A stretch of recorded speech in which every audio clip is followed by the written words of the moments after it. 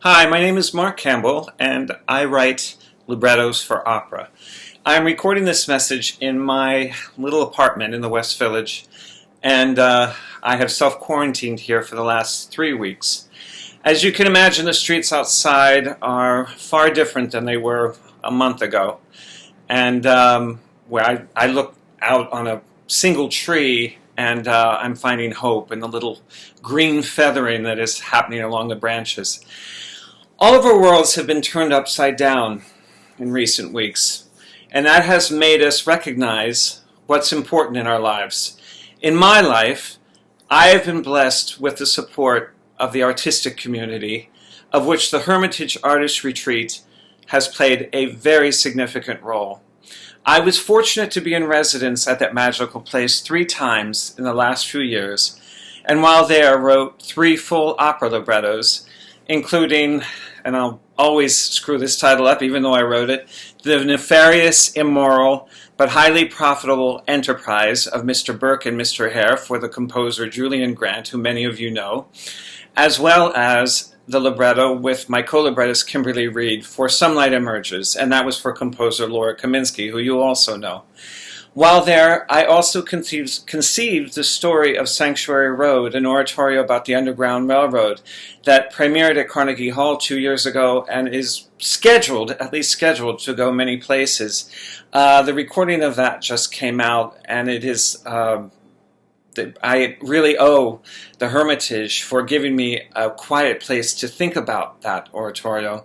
And finally, I did many revisions while I was there on several operas. One was The Revolution of Steve Jobs that premiered at Santa Fe Opera in 2017 and won a Grammy last year as Best New Opera. The reach of the Hermitage goes far beyond those humble houses on the Gulf.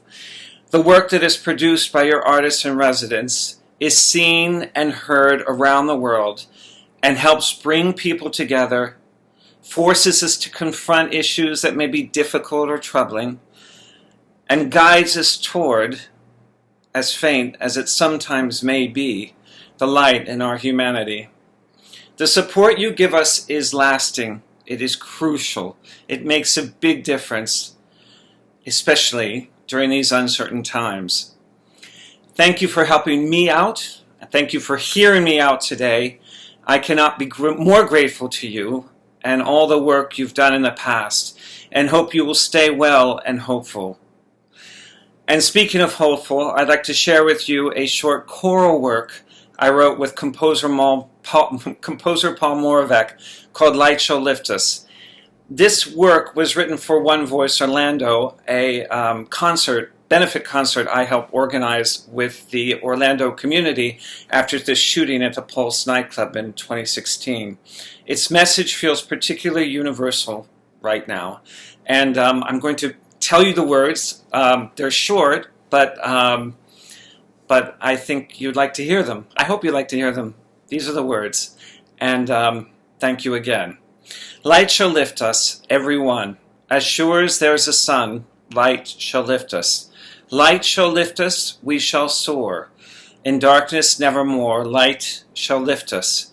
Those of us with ailing hearts, those of us with broken souls, those of us without sight, shall all take flight. Light shall lift us to a place of everlasting grace. Life shall lift us, every one.